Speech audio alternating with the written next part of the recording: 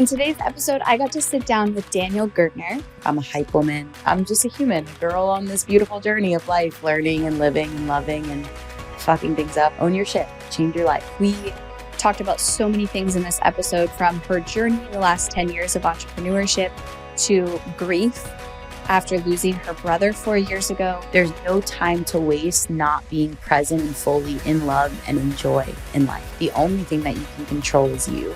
What I call self-leadership, self-mastery, so that when shit's happening, because life is always lifing, you are grounded. She gave me some incredible tips that I will be implementing, and I think you guys are going to really enjoy this episode. Embodied CEOs don't chase trends. They pave the way. They lead from within, moved by purpose, unshaken by noise.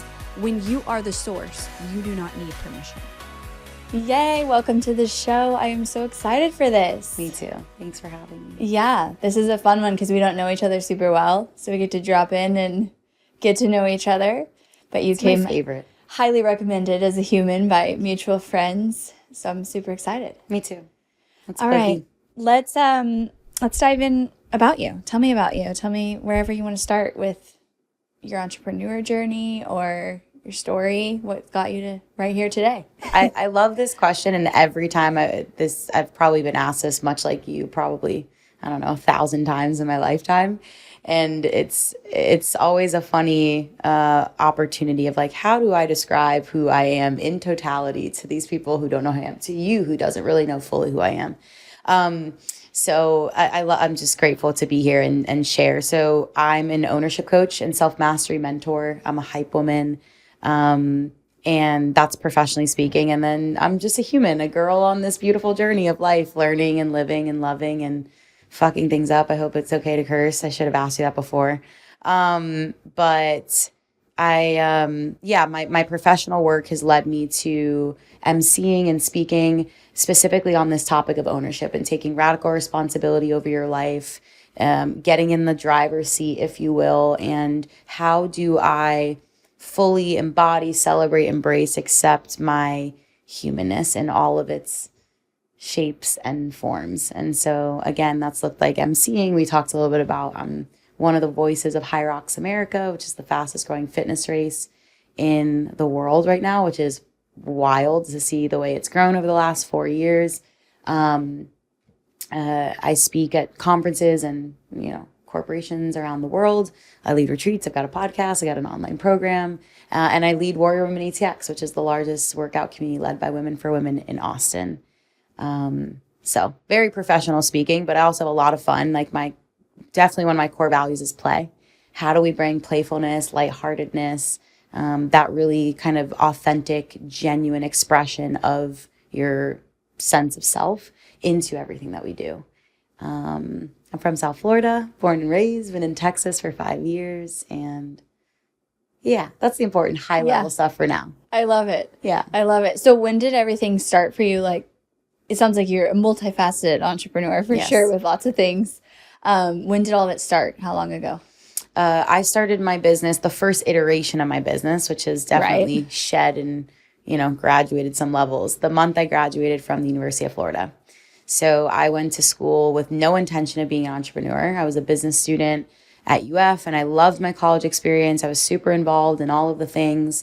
And my fitness journey, I'd always been an athlete, ran track, cheered, played a little bit of flag football growing up. But my fitness journey in the gym started when I was in college, falling on and off the spiral and the cycle of like I'd work out really consistently and eat really consistently, and then I wouldn't for weeks and months. And then finally, something clicked, and I fell in love with fitness, and fitness done my way.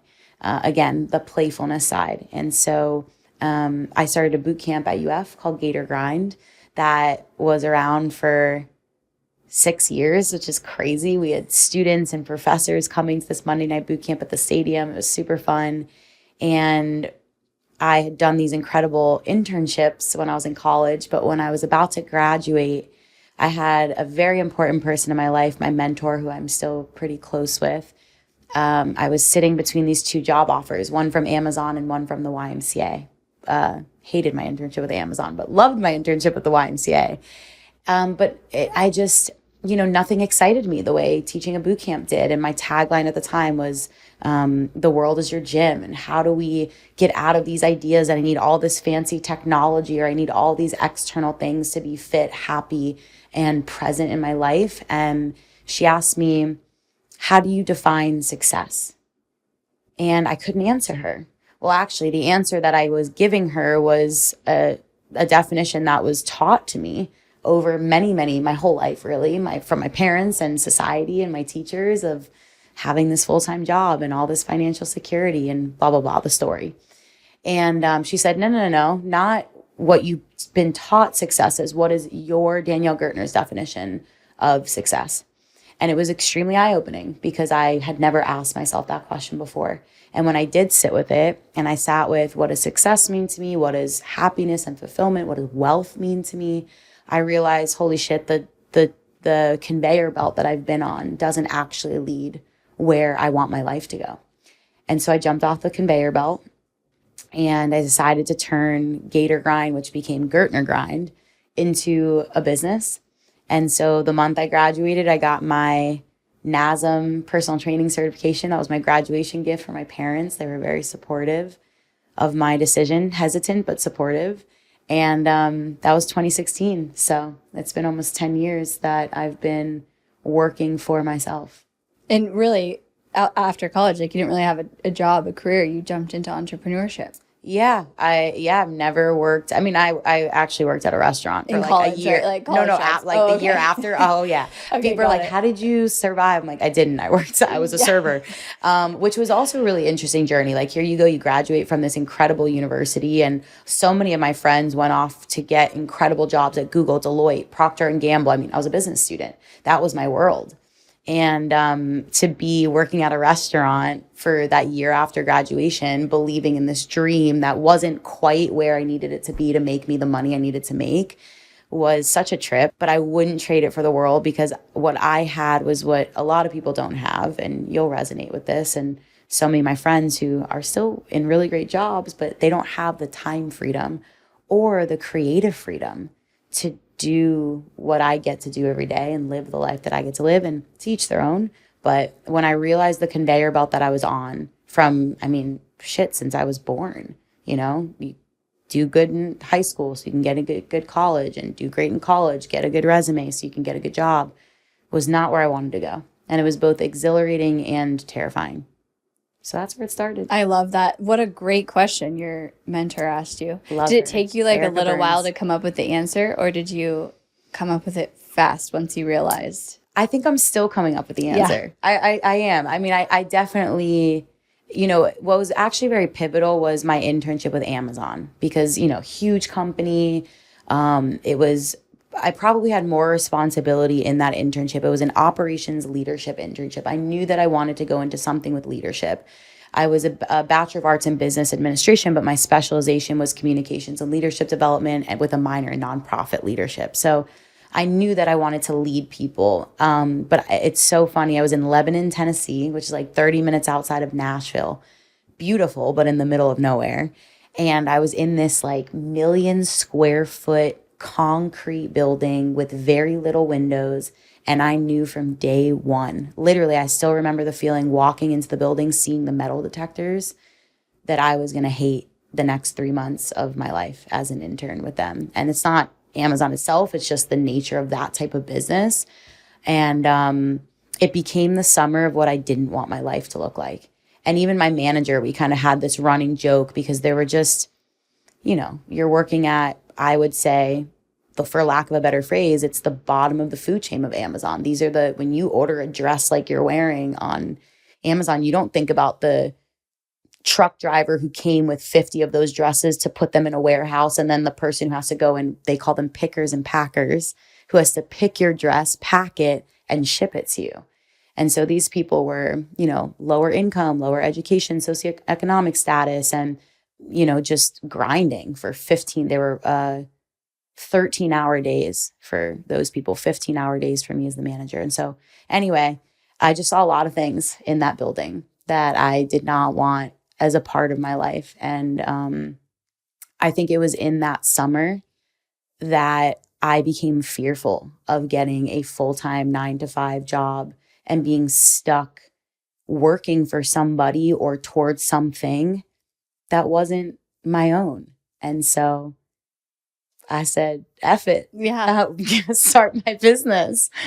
I love that. And I mean, is that when you started the like get in the driver's seat, you're in control of your life? Like, or were you like that before? Like, have you always had that type of a personality? Yeah, I have. I mean, there were definitely, we don't know what we don't know, right? Totally. So I was a middle class, white little girl with blinders on, just looking in my own lane. And I think instances like the Amazon internship, and I was also dating an incredible, incredible guy, still one of my best friends. We were together for 7.5 years, a long time, who was such a mirror for me. So that was also part of the unfolding of these kind of blinders, if you will, or I call them like wearing pink tinted glasses, and you don't realize that you are because you've been wearing them your whole life. And then one day somebody comes up and pulls them off your face and you're like, holy shit, the world's not pink. There's all these other colors. So it wasn't just one moment. It was a culmination of a couple different things that I just realized I had two choices. I could either continue down this path being a victim and blaming the world. I had a lot of anger when I was in college, just things with my family and my parents growing up. And, I could either stay that way or I could choose to do something about it. And I chose to do something about it. And that unfolded all of the areas of my life where I wasn't owning my shit, which is my tagline now. Own your shit, change your life, so. I love that. I am in full alignment with that. I mean, I think we are the creator of our life 100%. And the second you realize that and make that decision, you can have anything you want. Mm-hmm. And I talk about it a lot on here, but anytime I meet an entrepreneur in the beginning phases, if they have that trait of like, I will create success no matter what, I'm in the driver's seat. And they go make it happen, like they'll be successful every single time. Yeah. Because no matter what pivot, I mean, and you know this, there are so many curveballs, whether you think you're on the baseball field or not, you're still getting thrown curveballs. And the person who knows how to pivot and see what's in front of them and find the gratitude and the opportunity in it is always going to come out on top. And doesn't mean it's easy. It doesn't mean it looks pretty. I've been through a lot of pivots and shifts and many moments where I'm like, what the hell am I doing? But it's the pivot. I don't know where I quite learned that from. Just being able to hold myself through change. I know where it got stronger after my brother passed away, happened 4 years ago, but initially, I just had a really resilient mom who led by example. That was definitely a huge part of it. And, quitting wasn't an option. And that doesn't mean, and I want to say this because I talk about this a lot on my podcast and in my programs. I'm a fan of quitting if something is no longer for you. But when I say like quitting wasn't an option, it was just like, if you have to change course, you're still moving towards where you want to move. But sorry, long answer to your question. It was just a choice that this is the life that I want to live. So I need to make this choice one of my favorite quotes is, it's not always your fault, but it's always your responsibility. And I love that. Putting a lot of fault on other people because it's easy. I was just going to say, it's easier to do that. And you're like, shit, this is up to me. Oh my God, this is, whew. Yeah. Totally. But it's so, essential in entrepreneurship because, I mean, in life, but there's always going to be roadblocks, especially as an entrepreneur. The unknown and the roadblocks you'll face and the challenges and the need to pivot. Yeah. And you're like, my first part of my business was this, and it's been 10 years, and I'm sure it's pivoted and shifted many times. So has mine, and that's the game. Mm-hmm. But having that mindset of I am in the driver's seat, and no matter what that looks like. And I also think we don't know what it's going to look like. A lot of times I tell people that all the time. I have no idea what I'm going to be doing in 5 years from now. Like, I hate that question. Yeah. Where do you see yourself in 5 years? Like, I don't even know where I see myself by the end of the month. Exactly. I don't know. So much could happen so fast. Yeah. I love that you brought that up too, because I get asked this a lot. And I go back every semester. I still lead a retreat for UF's business school in an organization that I was involved in called the Florida Leadership Academy. And anyway, when I'm back there and I'm talking to a lot of these college students, and I get asked questions about, did you build a business plan? I remember being in an entrepreneurship class building a business plan. And I have never once built a business plan for my specific business. And maybe it's the nature of what we're in, but I think there is a very fine balance between having another quote. I love quotes, but this is one that really stuck with me this year. Be stubborn with the vision, yet flexible with the plan. And so the stubbornness of my vision is there. My vision has never changed. It's maybe expanded, but the root of it is always there. But the way in which I'm going about that vision, I wouldn't recognize it if it was me, 10 years ago. And there's a beauty in that. And I think a lot of entrepreneurs are the way that, at least I can only speak to this going through UF's business program, entrepreneurship program. That a lot of what's taught is the business plan and the sticking to the goals and the, again, these blinders. And if we're so fixed on the goal and we're not open to evolution, to expansion, to new ideas, we miss so many opportunities to evolve in the way that we're meant to versus the way we think we're supposed to. Yeah, it's so good. And you said it earlier, but you don't know what you don't know is one of my favorite things to remember, because there's like that pie chart that's like what you know that you don't know, and then what you don't know that you don't know, which is majority of things. And that's where a lot of that comes in, which can only be, I think, figured out through experience. Like to me, that's what we're here to do. Experience, create, learn from that, and evolve from that. And I think in my journey of entrepreneurship, the more I was able to embrace more of that, the unknown and not needing a plan, the more I was able to lean into trusting and like surrendering and trusting that I knew I would be okay no matter what. Yep. And I truly know that. I know that anything that happens, like, I'll be okay. And then you can trust the unknown and open yourself up to that. But it is such an important thing. Is I always tell people, like, you just need to know the next step. You don't need to know the next 10. Yep. You don't even want to know the next 10, because if you know the next 10, then you're going to be the blinders and you're going to miss so much that you don't know, because you're going to do something that's going to get you experience and it's going to get you feedback and build that wisdom. And I think it's hard for a lot of people because they want the assurance and the predictability. I want the control. Exactly, which is just an illusion anyways. And I had this conversation with someone recently of like, you could go get a job and you still could lose that job tomorrow. Yep. And the illusion is that, yes, you have more control and it feels safer for you to do that when your business is going through a hard time, but that also could blow up on you. So like, which one do you want to choose? And being open to whatever. What wants to happen. Yeah. I resonate so deeply with that. Just this, and we're taught it. We're taught it that we need to move through our lives with our finger on every pulse. And it's exhausting, because when you wake up to the illusion that nothing is guaranteed, and then you feel you're not used to the feeling of being out of control, that's where people spiral. When the reality is, as an entrepreneur, as a human, the only thing that you can control is you. So what if you spent your time and energy and efforts and money investing in having deeper control, awareness, connection to yourself, what I call self-leadership, self-mastery, so that when shit's happening, because life is always lifing, you are grounded.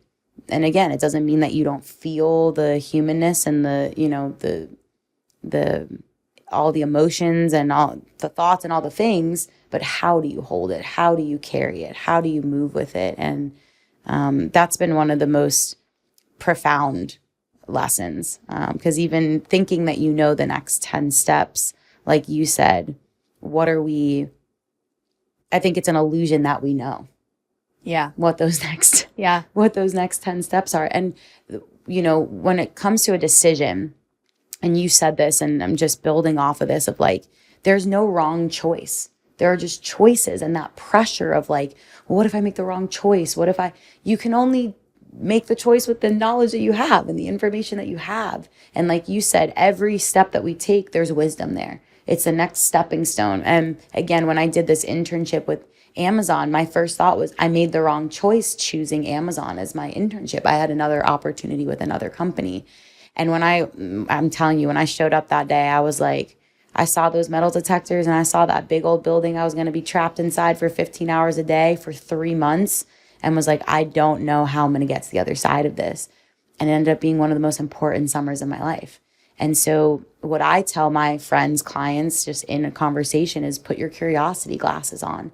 What is the wisdom here? Look at this from the lens of the scientists and how this is actually giving you an opportunity to be the highest, best version of yourself. I love that so much. It's such a way to continue to be in the driver's seat, because in that state, you can't be a victim to whatever is happening around you. It's a lot harder. Yeah. It's a lot harder. It takes a lot more energy and intention, practice, presence, 100 times a day sometimes in those seasons, for sure. Yeah. So tell me about the beginning of your journey where you made this big decision. I'm sure it was scary. And you said your family was supportive but hesitant. I know I actually didn't finish college and I started my business. So similar, where, everybody around you is like, you sure? What are you doing? Like, this is very stable and secure. And my dad is an entrepreneur. Both my parents now are entrepreneurs, but I was still fed the, like, you get the college degree, then you can choose to do that. Have the safety net. Exactly. Yep. So, and then when you're not successful yet, you don't have a ton of like, this is a great decision. At least I didn't, until I started actually making money. And then people are like, oh, this is great, But in the beginning, really, you have to just bet on yourself. Totally. And you're one of the only ones who does. So what was that beginning like, where you made that big decision? Everybody around you is getting these big jobs and you're a waitress and building your business. Yep.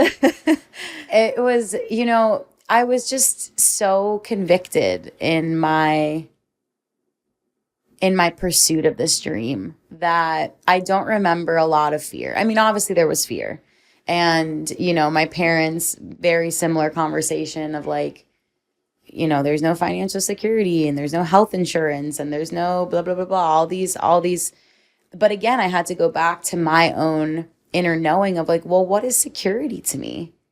Is that, sure, finances are a part of that, but what does that mean for me to feel secure? And more than anything, I want to feel secure in myself and the work that I'm doing and the messages that I'm sharing and where I'm putting my talents and creative ideas. I think I just really put my head down. I was so, and am still, even though it does look very different, so passionate about what I was doing, bringing fitness to people in a way that they hadn't really thought about before. They were overcomplicating it like we do so much in life, when it's actually very simple. It's very simple. Take your shoes off, get in some grass, move your body, breathe, be with nature, get sunshine, eat good food, sleep well. It's actually pretty simple. Drink water, have good people around you. I was watching this meme. I forgot who the gentleman was who said it, older gentleman. I think he was an actor. But he said, surround yourself with people whose eyes light up when they see you coming. And what a line, like that's safety to me. Do I have people around me whose eyes light up when I'm coming? Yes, I do. Do I get to be creative every day and connect with my inner child? Yes, that's safety to me. And, even, it's interesting, and you kind of alluded to this too, but here I am working these, till midnight, 1 a.m. shifts with these big parties, coming home smelling like food, and then waking up at 5 o'clock in the morning to teach a boot camp at 6 a.m.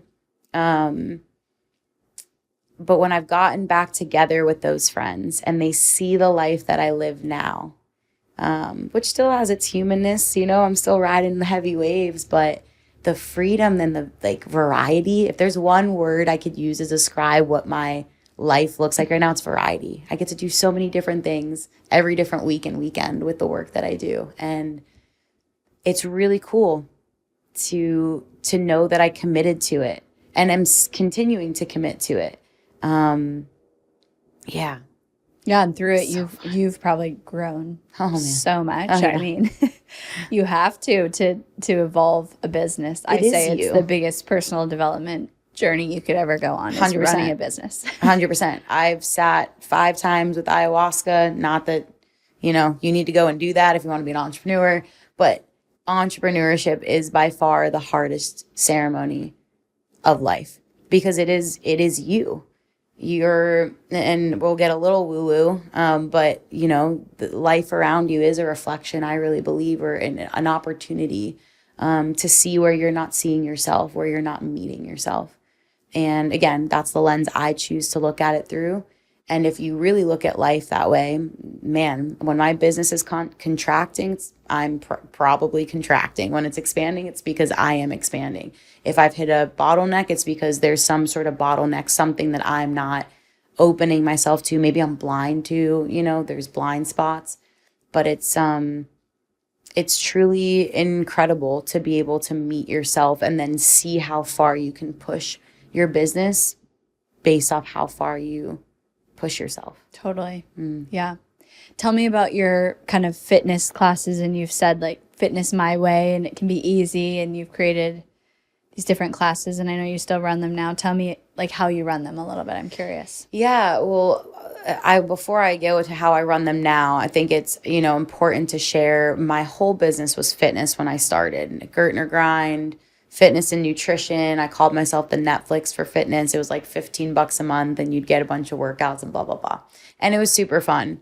And it was, again, speaking of our business being mirrors and extensions of ourselves, because that's that journey that I was on. I was fresh into, really being in the habit and building the lifestyle of somebody who is fit and healthy, not just, a season of it. And so it really resonated to share. And then when I started to pivot more into what I would call the self-mastery work, the business started to shift, where I was still doing fitness, but I was really talking about mindset and habit transformation and self-leadership and self-authorship.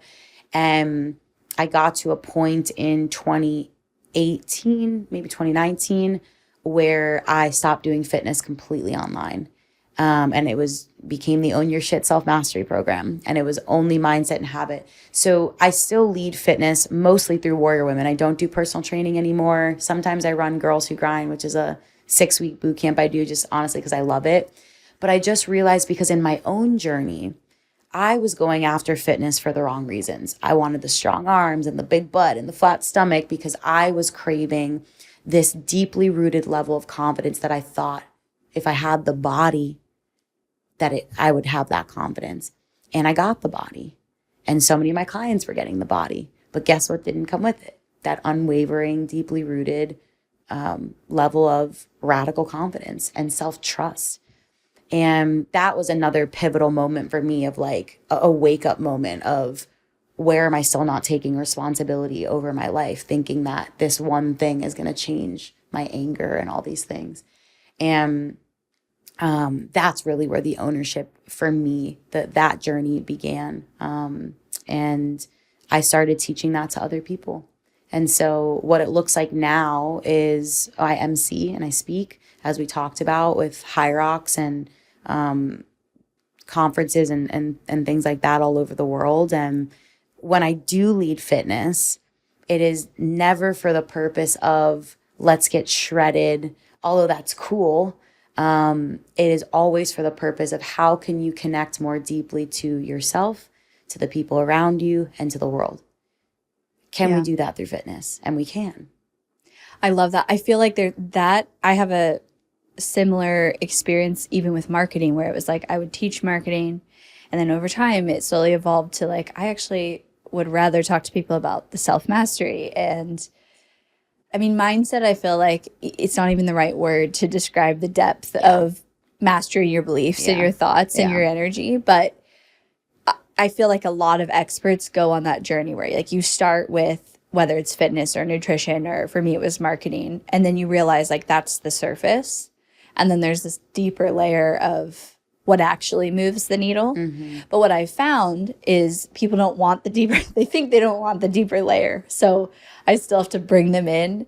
Like I'll host retreats and everybody will be like, I thought there was going to be way more business strategy, right? But what we really got was the self-mastery and that work, because I know that that's what really moves the needle. But I just think that happens often. You realize this like surface level thing is oftentimes what people want. And then there's this whole deeper layer, which is this self-mastery and the mindset, and especially like managing your thoughts and your beliefs, really, and who you are, your personality, that moves the needle on everything. So, yeah, I love that you made that shift. Do you find that people come to you now and say, like, I want the self-mastery, or do you still have to be like, come in for the fitness and I'm going to give you so much more? No, I don't do fitness at all anymore. And that, again, outside of Warrior Women ATX here in Austin, and I'll lead like large fitness events. And I just had a really fun event called Bikinis, Board Shorts, and Bells. It's just honestly something I love to put on every year. You're so good at the names. Thank you. You've got all love these marketing. like themes and names. Yeah, I do really love marketing. It's fun because it's creative. It's like, again, like how can I make this playful? How can I make this different? How can I, like, what's an event that I want to show up to? And how do I want to feel at an event like this? And then I create that experience for other people. But it reminds me of the quote, and then I'll come back to the fitness thing, but we don't see the world as it is, we see it as we are. And I think that's why people who start in, again, marketing, fitness, whatever it is, and then they move into the deeper levels, is because they realize I can't this person won't fully understand or embody this knowledge of marketing until they understand and embody their knowledge of themselves. Or their lack of knowledge of themselves. They won't understand what I'm trying. They might logically, but they won't in their body understand 100%. It. Yep. And so when people know me now as self-mastery work, the wiggle queen, I wiggle all the time on my Instagram, Wiggle Wednesday. And I would say very few people come to me now for fitness. And I'm still, still stepping into that. There's still a part of me that's got like my finger touching the fitness. Like, I don't want to let it all the way go because it's such a big part of who I am. And I really do love it. But there's so many fitness, health, nutrition coaches out there that are doing a great job for the most part, I think. And if I can help people get even deeper on the self-mastery side so that they can reach bigger fitness and nutrition goals, then that's the role that I want to play. Yeah. It is a much bigger impact when you can go that deep, for sure. Yeah. So the play and the fun, that's something that I don't do a great job at. I recently took this like quiz, and it was like a happiness score. And the only place that I didn't score on it, as I don't know how the points were, is play every day. And I had 0. Which is interesting because you have 3 kids. I know, but I think that even the time with the kids, it could so easily be like to your activities. And I mean, I don't know if I'd consider playing a board game with my kids play. Okay. Like maybe I should. But to me, play is like not unstructured, creative, letting myself into that. I do not do a good job at that. I'm a very like rigid, structured, disciplined person. Love this. Yeah. So what advice and like thoughts do you have on bringing that? I know a lot of people that, we should play more. I mean, I agree with that. I just don't naturally do it. How do I do it? Well, thanks for sharing that. I appreciate your honesty and vulnerability in that. And I know you're not alone. And I love that you went immediately to how do you define play? Because that's what I would tell anybody is, first of all, my definition of play is going to look different than your definition of play because we're different humans and we see the world through a different lens and different filters, and what lights me up might not light you up. Maybe some of the things do. So I would sit with that first of like, when genuinely is the last time you remember feeling playful, in playful energy?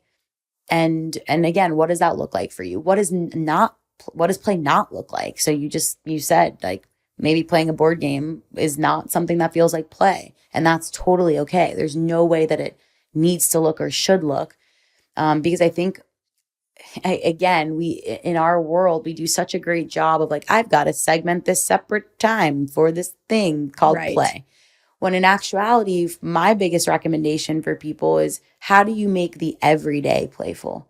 And that could be something as simple as when I imagine you clean quite a bit because you're a mama of 3 and you got a bunch of littles running around. It's like having like your favorite playlist on and you're like dancing while you do it.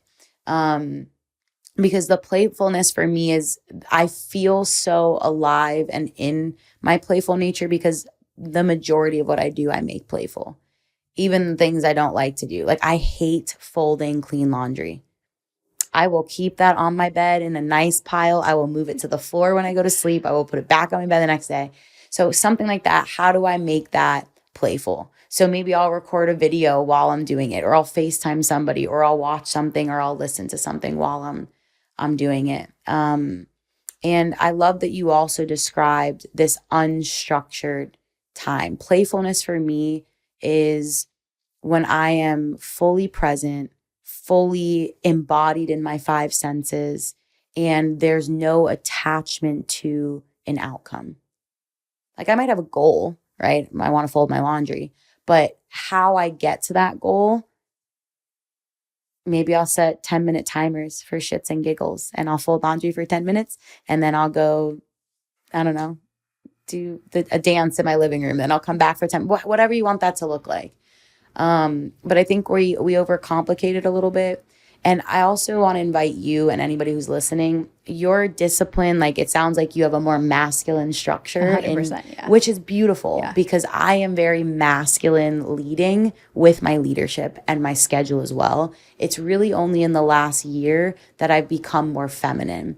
And I really struggled with it because it was like, well, you're not getting anything done and you can't veer from the schedule because you have 40,000 things on your to-do list.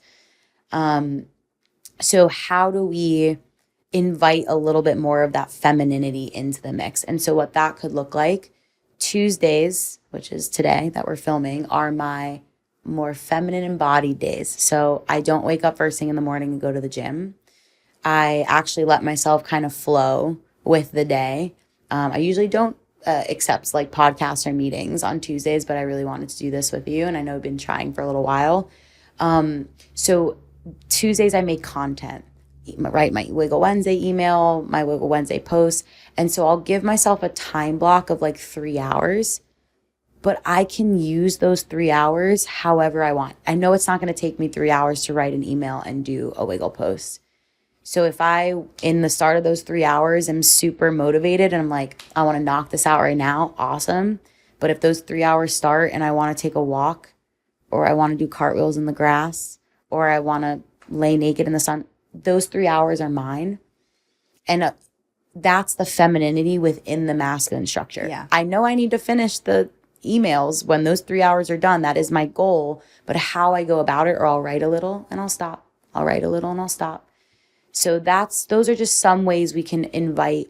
I brought it a little bit into like femininity because also when I think of play, I do think of being in this feminine, radical self-expression, intuitive space, because if we're talking about presence and play is very intuitive. We're not thinking about how we're playing. We're feeling how we're playing. So good. That's really good. Yeah, you're right, because my masculine side would be like, okay, schedule 1 hour. This is your play. And we're going to start here and we're going to build this Lego thing. And seriously. So I love that, of just bring it into the everyday pieces. And I think I have that in me, and usually I can only access it when I'm like traveling or out of the day to day, because I fill my day to day with so much. And it's even how I work out, I do CrossFit. It's like, it's very structured. Maybe you need some spaciousness in your day. Yeah. Not so many things. Because that's probably one of the biggest things I shifted this year, was more spaciousness in my days. I was really afraid of it because I was afraid of like, what the hell do I do at this time? Like an open day scares the shit out of me. I'll be real. Because I'm like, I don't have meetings to like keep me on track. Like, and it's with entrepreneurship too. And I think a lot of entrepreneurs I feel like you're a little type A like me, we lean towards filling up our schedule because we don't have a clock we're not clocking in at 9 a.m. and clocking out at 5 and have a lunch break at this time. We have to be disciplined enough to create that. I also think that's why a lot of entrepreneurs fail, is because they can't handle the spaciousness or the discipline, or the self-control of, as much as I want to go to that thing in the middle of the day, I did commit to this goal. So I'm going to time block and put my head down and go to work. But introducing the spaciousness actually has allowed more creativity to flow through me. So my emails are easier to write. My content is easier. It's coming out of me more easily. I feel more energized going into meetings. And it's also been hard to say no. I'm such a yes. I like shiny objects. Somebody said that to me once. You love shiny pennies. I'm like, yes, I do. I like to collect shiny pennies. I like to say yes to things. And I know that for a lot of entrepreneurs, this is not something I've mastered, but it's something I'm getting better at, is really sitting with something and like swishing it in my mouth a little bit, like how you taste wine, you take a little taste of it, because I'm a manifesting generator. And so my impulse is super strong. Even when you asked me when we got connected about the podcast, my intuition or my impulse is like, yes, right away. And then my intuition will catch up. I imagine it's like the slower kid, like chasing behind the faster kid, like, wait for me. And I've learned that about myself through self-mastery and through self-knowledge. And so when I have the impulse to do something, I recognize it, I honor it, but I don't act on it immediately. I sit with it for a little bit. Maybe it's an hour, maybe it's a day. I don't know. It depends. But it's like I wait for my intuition to meet my impulse and be like, okay, can we make this decision together as a team instead of just jumping on something? And so that, again, circling it back, the spaciousness has helped a lot with room to play. Yeah, that's so good.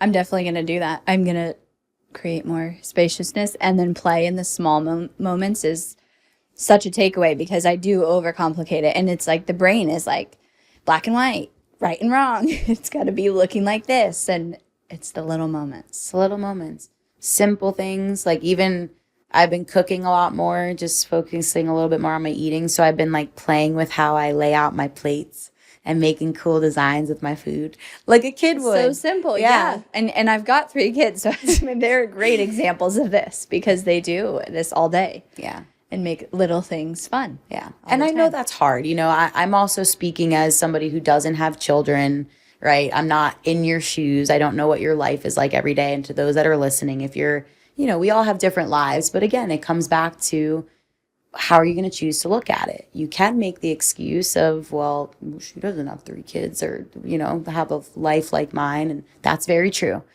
And, are you going to take responsibility? And again, 1%, what's the smallest thing that you can do? It doesn't have to be, I need to go to drive 45 minutes to a park in order for it to be playful. And I think it comes with time. Just like CrossFit, you're flexing a muscle, and that play muscle becomes easier for me, or has become easier, because I've done it so much. Where first thing in the morning, I have a playlist that goes on, not the same playlist, but I have music that goes on every morning that gets me like dancing around, because I clean for 15 minutes every morning, just like freshen up my house. And I dance while I do it, or I dance in my undies while I'm cooking food, again, these little things. And really what it comes back to, and this is so important for entrepreneurship, I think one of the biggest reasons we go into entrepreneurship is because we want to enjoy life, is, are you enjoying the mundane? Are you enjoying the day-to-day tasks? Are you just on autopilot, just moving through the motions, doing what you think you have to do? And when's the last time you checked in with like, do I actually have to do these things? Is anybody going to die if I say no to this thing? Or if I delegate this thing that's really pulling me down? Probably not. Yeah, that's so true. I just hosted a retreat last week, and that was actually one of the workshops I had them do, is go through their day-to-day and question it all. The things that we tell ourselves, like, it has to be this way, and this is just how it is. And if you don't pull yourself out of that and just ask, but really, or why, you can end up years doing that. It's like an author not going back to edit their story, because we live in the same stories. I don't know if you are familiar with Dr. Joe Dispenza. Yes, I love very. his. I just went to his week long, and I've talked about him on almost every episode Wow, since. that's cool. That's a dream. It was life-changing. That's cool. Yeah. That's high up on my list. It was incredible. That's awesome. Well, I love his book, Breaking the Habit of Being Yourself. It's really powerful. And he talks about this, and James Clear, Atomic Habits, he talks about this of, we think equal to our environment. And we get, the same thoughts we had yesterday or the same thoughts that we had the day before and the day before that and the day before that. And if we're not careful, again, we're on autopilot. We're just blindly living in this story. And we forget that we're the ones holding the pen. And just because a certain belief or story or schedule worked for you for one season doesn't mean that it is going to work for you in a future season. And so I have a tool that I use with my clients called the Own Your Shit Audit. It's like a temperature check. Very simple. Here's all these different categories. Where are you at? How are you feeling? How full is that gas tank? And it's really an opportunity to wake up. Let me look around for a second. Let me take my pink tinted glasses off. Do I need to polish these glasses a little bit? Like, there's a really great video. It's actually a graduation speech called What is Water? Are you familiar with it? David Wallace. Sorry if I messed that up. I think that's who it is. But it's a graduation speech, and there's a video that they made along with it. And it starts with these two little fish swimming down the pond or swimming down the stream. And a bigger fish swims by them up the stream. And as the big fish is passing the little fish, he turns to them and says, "Hey guys, what's up? How's the water?" Keeps going. And the two little fish keep swimming. And a little bit along the way, one of the little fish turns to the other little fish and goes, "Dude, what the hell is water?" And for me, the of that story is how many people are swimming in water that they are completely oblivious to. A lot.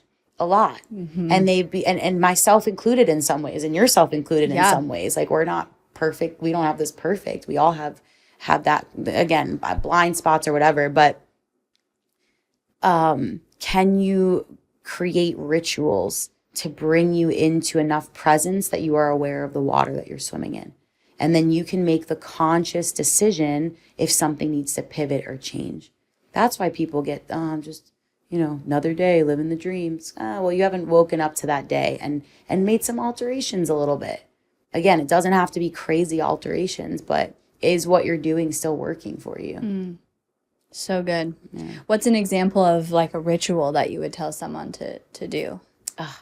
Dance. Yeah, I love dance. I mean, I started the 1 minute wiggle. I was a strength and conditioning coach back in Gainesville for 4 women's collegiate teams. Had to be at the gym very early in the morning. And it was about this time again, I'm on starting my self-mastery journey, owning my shit. And I start reading about morning routines and meditate for an hour and journal for another 30 minutes and blah, blah, blah. And I was like, man, I have to be at the gym at 5:30 in the morning. I can't do all that. So what was a morning routine? And this was also, I think I picked up The Power of Habits around this time, another phenomenal book, a lot of inspiration that James Clear got for his book. But he talked about basically make a habit unfailable. So you're trying to get better at push-ups. Don't write 100 push-ups a day. Do 1 push-up a day. Can you do 1 push-up every single day? Yeah. And not fail that habit? That's pretty hard to fail. I feel like you'd have to try to fail that.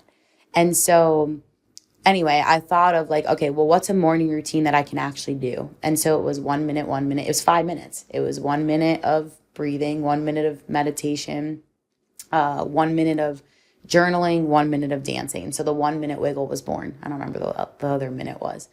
Maybe prayer.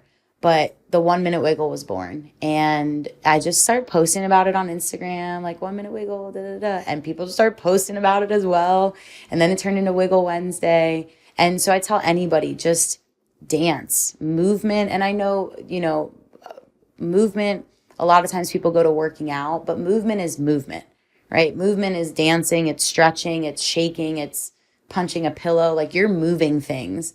And so that's one non-negotiable for me. Every single day I dance. And it doesn't mean that it's always a happy dance. Sometimes I'm grieving super hard and I'm in fetal position on the floor listening to a very sad song and I'm crying, but I'm moving and I'm connecting with myself. There's nothing that brings you into the present moment more than dancing and wiggling with yourself, because you can't dance in the past and you can't dance in the future. You're here. It's like breathing. Yeah, and it's that unstructured too. Yep. I love that. So you do that first thing in the morning, mostly. Usually. Ish. Yeah, ish. I mean, I'm always listening to music in the morning when I'm getting ready. And again, when I say listening to music, I'm, I think contrary to popular belief, because I'm very high energy. But when I wake up in the morning, I'm kind of like, please don't talk to me. I need to really be in my own energy. So sometimes the music, I have this inner peace channel, this playlist, and it's like super meditative music that I'm like, but it's interesting because it really matches my energy. So even when I'm doing my 15-minute clean of the house, it's like slow and like I'm really present with it. But that's movement, and I'm dancing with it as I do it. But I wiggle every single day. So good. The 5-minute idea is brilliant because it's so simple. I never failed it. Well, Yeah. I shouldn't say never. It was a lot harder to fail that morning routine. Right, because it's just 5 minutes. And it's amazing how I'm sure like even just 1 minute of breathing, 1 minute of meditation, Makes a that huge alone difference. is enough actually to ground you and pull you into the present. Yeah, I think the biggest thing, and again, I know we're talking about now a little bit more spirituality and habits, but as an entrepreneur, you have such a powerful responsibility to connect with yourself first thing every single day. Because if you don't, and I know this because I've experienced it, you bleed that shit out on everybody. And you see the ripple effects of you not connecting and with yourself. I would say a second habit is barefoot grounding. I also walk barefoot every day. Like you go for a walk barefoot. Yeah, and that's not for everybody. Yeah. I've been doing that since. But do you find grass lived or in- you just go on the Just go wherever. sidewalk? Yeah, I try. I mean, Right, grass. you try to yeah, find grass. gravel. Texas. Gravel. Yeah, Gravel barefoot. yeah. Just My earth. kids can do that. Like Yes, straight in the yeah. gravel. Well, we wear such cushy shoes, which Yeah. we won't get into that whole. Those are minimalist slides. Yeah, I'm a Feet go minimalist barefoot. girl too. Yeah. I work out in minimalist shoes, even Yeah. CrossFit. Yeah. Yeah, they're awesome. But even it doesn't have to be any. Again, simplify it. If you can literally just stand in your grass, find grass where your feet are bare. It's a huge game changer. It's a huge game changer to connect with the world underneath you. And again, remember what a small piece of it we are. I think that's what it does for me more than anything. I know they talk about all the, energies that go up from the ground, and I believe in that. But more than anything, it just reminds me, where are my feet right now? Look how beautiful my life is right now, even if things are really hard and messy. And we have a responsibility to do that as entrepreneurs.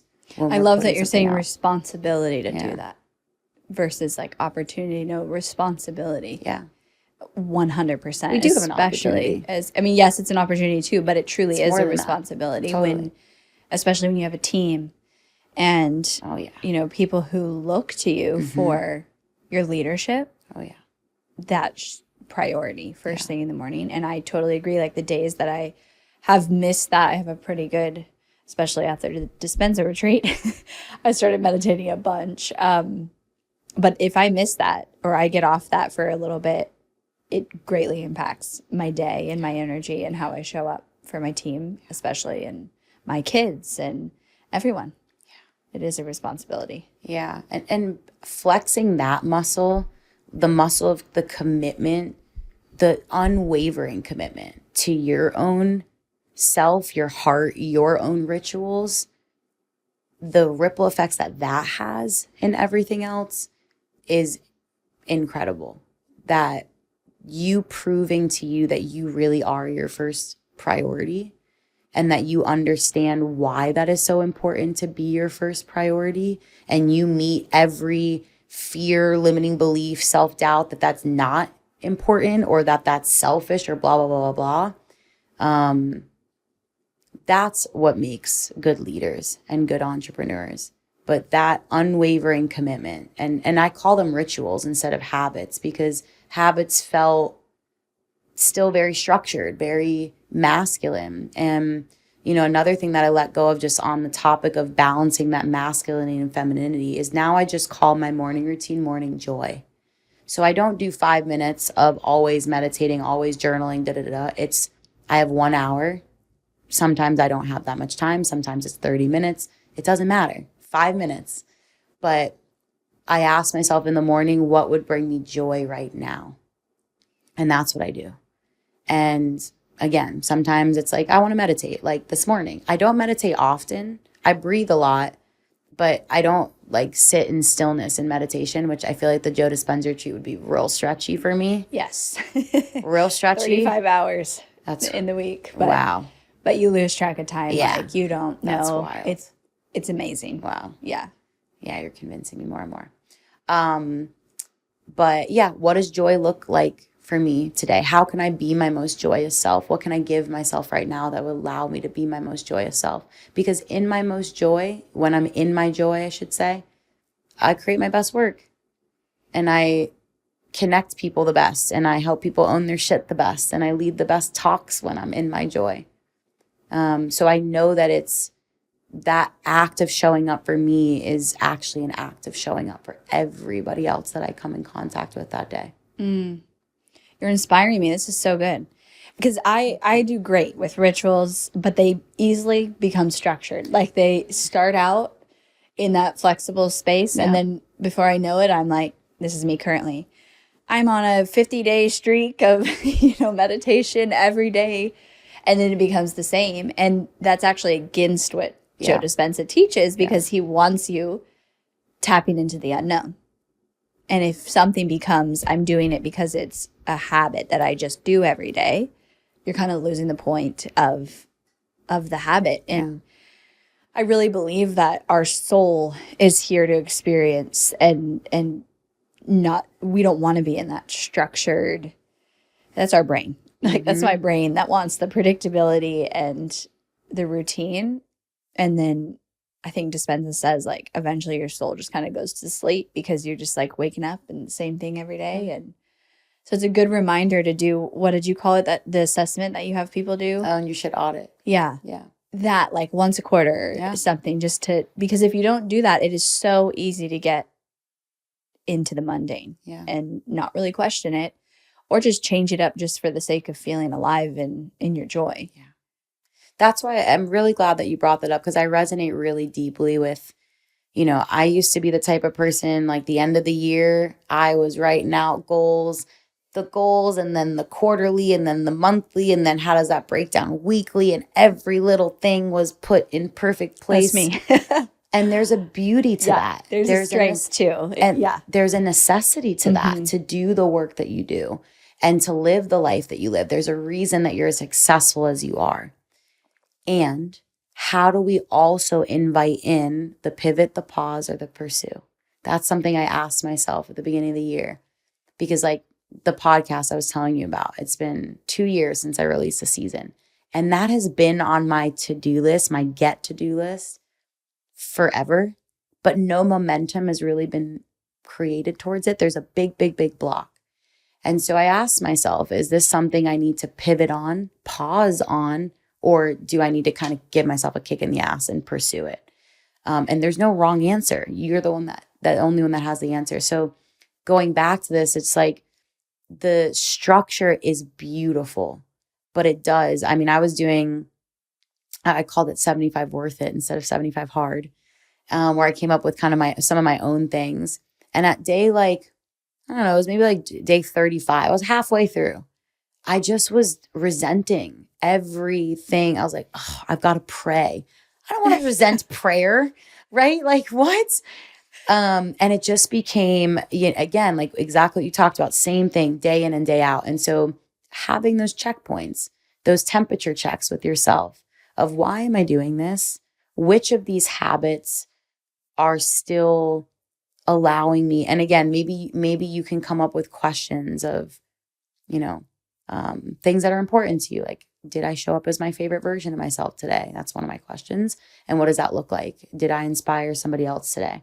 And what does that look like? So are these habits, are these rituals still allowing me to do the things that I want to do? And can I give myself permission to not quit, but to pivot them?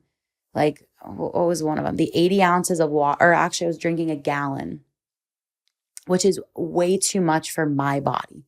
I was like really diluting my pH. That's a flaw in the 75 hard. It should be half your body. Yeah, I was 100% diluting like my pH. And so, but I was like, no, but I'm committed to drinking a gallon a day, even though my body was like, please stop drinking so much water. Like, we're good. We're really hydrated. So that's an example of like, all right, let's pivot this a little bit. And again, just like make it a little bit more fun. And you're not going to stick to a habit if it doesn't really fit your lifestyle with ease. You're not going to stick to it. It's always going to feel really crunchy. So how does it fit your specific lifestyle in a way that feels really easy? Yeah. And when it I stops love that. really easy, Pivot, pause, or what was the third one? Pursue. So when you're feeling like resistance or you don't want to do something like the podcast, that's what you ask yourself. Yeah. And the pursue is interesting because I have to like kind of sift through my ego, because my ego's like, pursue everything. Right. Everything. Like, we don't quit. We set this goal. Keep going. But I have to gently ask myself, is this, am I being lazy a little bit? Like, where is this resistance coming from? I welcome the resistance. It's always trying to communicate something, but what is it trying to communicate? How do I get as clear as possible with what that resistance is trying to communicate? And yeah, there's been, with the podcast specifically, it's been on a lot of paused seasons. I know in my heart that I want to do it. I love podcasting. Most of my episodes are solo. And I really, really enjoy doing it. But in the season I'm in, when I'm traveling for High Rocks and I'm gone 2 times a month for, 5 days at a time, it's challenging. And then I was beating myself up for not, and I was like, you know what? Let's just pause it. And so now I have about 2 months where I'm not traveling for High Rocks. So I'm pursuing putting more steps towards the podcast again. Yeah. Pivot, pause, or pursue. That's so good. And it is true. Like, you have to have that honest conversation with yourself. And it sounds like you're a similar personality to me, where we lean towards like pushing through no matter what, where I know there's some people that don't do that and they almost need to do that a little bit more. Sure. Like, they get uncomfortable or they get scared and they're just like, I quit. Yeah. And only you can really have that conversation with yourself. But that's a powerful question of, where is the resistance coming from? And if it's fear, but I really want to do it, or discomfort because I've never done it before, but it is in alignment. Yeah.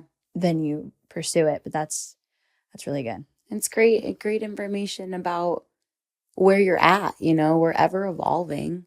And we said this earlier, but the habits and rituals and goals that I set for myself, where that really came from was at the beginning of the year when I was setting goals.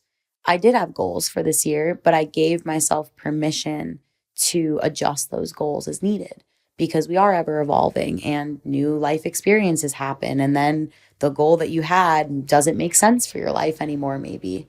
And, if you stick to it, again, what are you missing out on if you're so focused on accomplishing that goal and you don't give yourself permission to, again, evolve?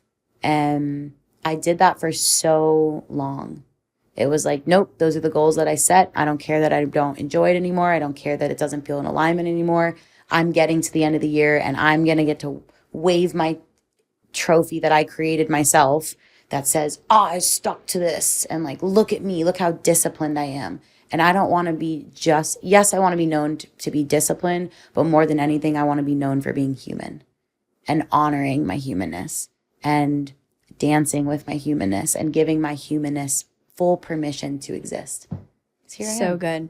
And so I'm very similar. And I think that I have realized like it was just so much of my identity.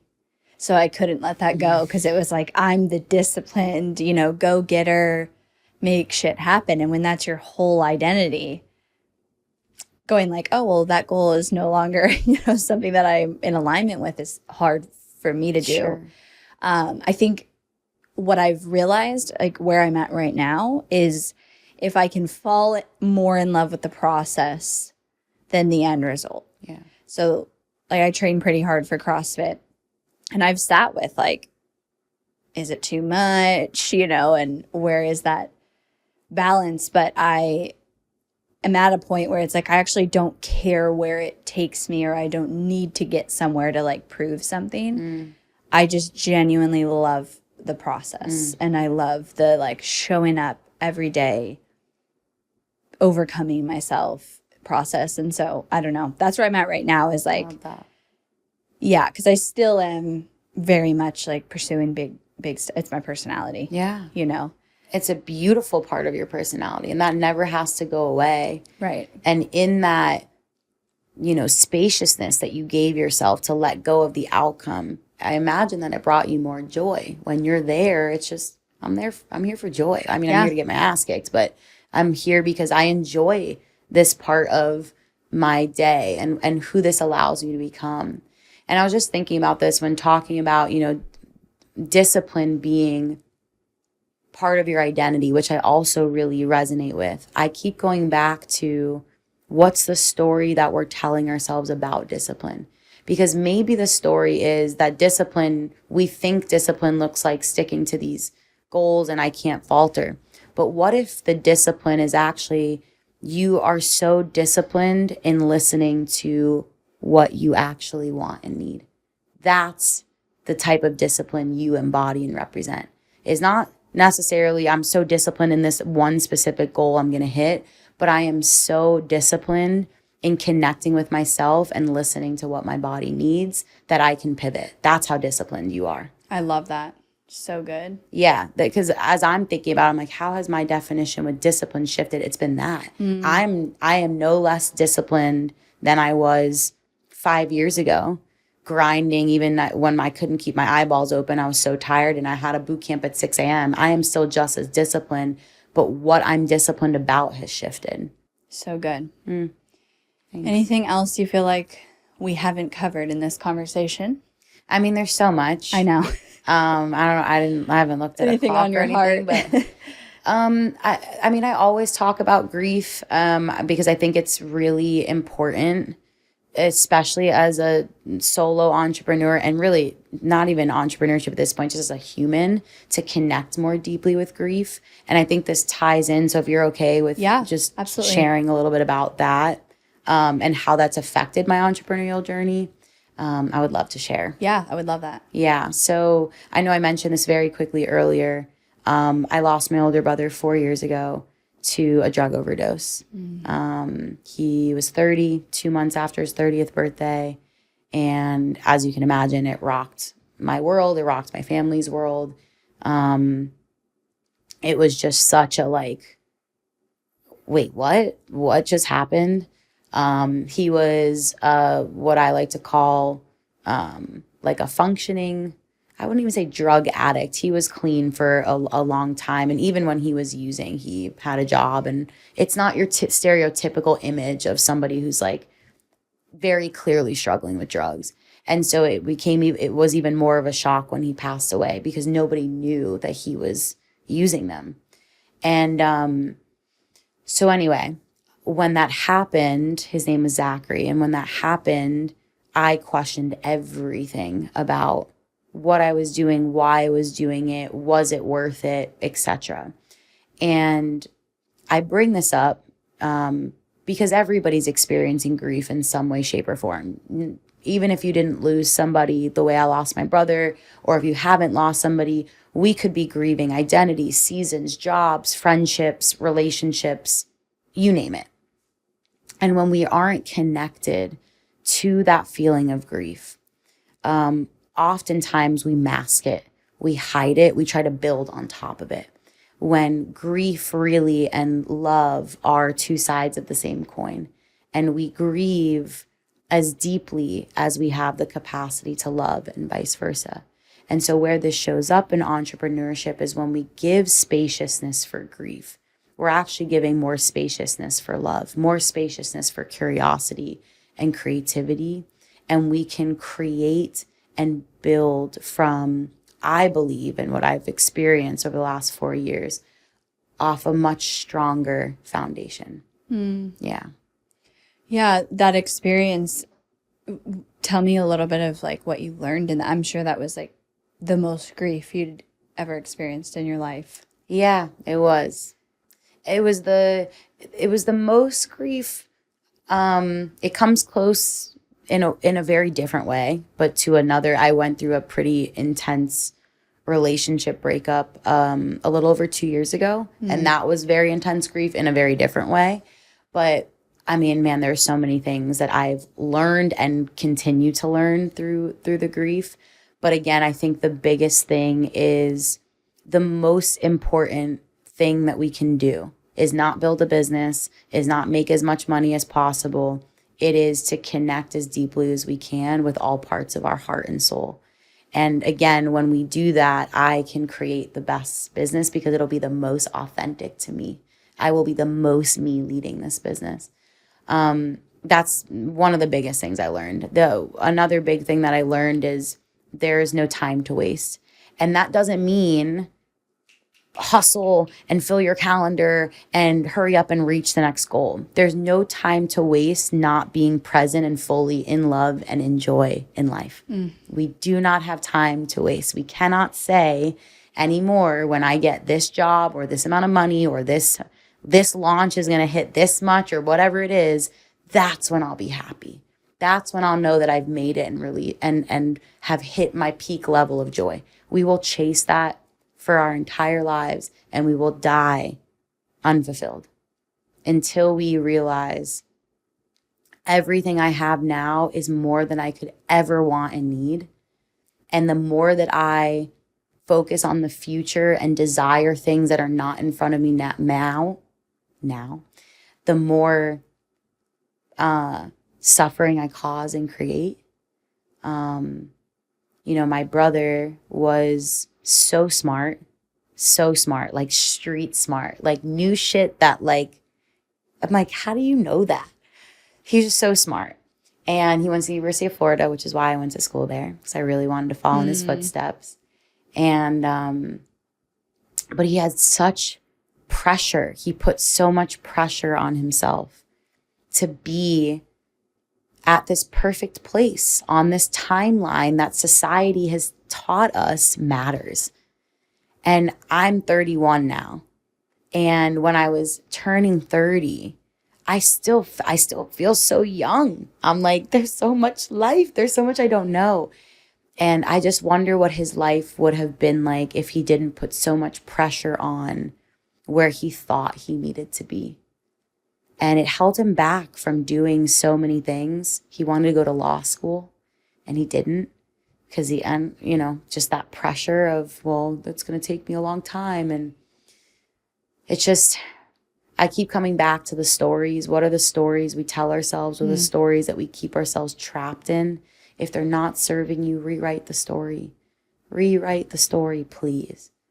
And I mean, the grief, again, it's taught me so many things. Just to show up as you, enjoy everything that's handed your way, even when it's hard. I remember going through my breakup, and it was a very intense breakup, very unexpected. He moved here to Austin after 3.5 years of distance. We broke up 2 weeks later. He stayed in Austin. He is still in Austin. And we worked at the same gym for 8 months. It was rough. But the whole time through that experience, as much pain as I was in, I just kept coming back to thank you. Thank you, thank you, thank you, thank you, thank you. Thank you for letting me experience this. Whatever the lesson is, which feels kind of messed up at this point, thank you. I know that there's a reason for this. I'm grateful to be alive and to be feeling it. And how can I channel this into creating some dope shit for my business? And I did. So good. This isn't directly related to grief, but I just saw this reel like 2 days ago of someone who like lost $1 million. And he said as soon as it happened, it was like a wire fraud. As soon as it happened, he was like, thank you, creator, for whatever this is going to lead to next. And that is, I mean, true empowerment when you can look at it that way. And I fully believe, like you said, as fucked up as it sounds in those moments and hard to see, yeah, it can lead to creation that wouldn't have happened otherwise. Yeah. And I also think in my own, I haven't dealt with a loss to that level in my life yet. I know it's inevitable that, our parents and that we will. But when I've witnessed, I have a client right now going through a divorce and experiencing extreme grief from that. And it's such an invitation to the present moment when you're experiencing grief. And that's what she was at my retreat. And that's what I was, witnessing is like, there's deep grief happening. And we had a facilitator. Do you know Samson? Yeah. So he came and facilitated breathwork, and he said to her, "I'm so sorry and congratulations." And it was just like such a good yeah, there's so much creativity that can come from that, and creation and the next chapter and evolvement. And I think that is the human experience, as painful as it is. Totally. And that doesn't mean rush through your process. Absolutely, yeah. Like, feel the grief, feel the holy shit, what now, and the pain. But I heard something the other day that really resonated with me. Are you feeling it or are you feeding it? And I was like, ooh, okay. I think I need to sit a little bit with like, where's the line there between feeling it and feeding it? Because we're not talking about, let's just jump to toxic positivity and like, it's going to be fine. God's got you. There's a reason. There is. And like, shit sucks. Like, nothing anybody said to me when my brother passed away was going to get me out of what I needed to move through myself. But when you are ready, and again, I think this is a practice in self-trust and universal trust, which builds over time. When you're going through something, my mom said this to me when my brother passed away, not right when he passed away, but a couple years later. She was like, I know that everyone grieves differently, but your grief process journey has been really interesting. You've just seemed, not okay, but like, you've just seemed like to be able to accept it. And I thought about it, and although I went through stages of grief, I don't think I struggle with the acceptance piece. And it's because on this journey, and again, entrepreneurship is such a mirror to this of your level of self-trust, because that's all it is, right? You are jumping with no safety net at the bottom, and you really do, like, we have high months, we have low months, we got in-betweeny months, clients just disappear. It's like they all called each other and were like, yo, we're quitting this shit at the same time, and you're like, oh, but right? Yeah, and it's absolutely. like, I got me, and I have to believe that. But through this journey, and this is what I teach in owning your shit, is it's really, there's this undercurrent of surrender and trust.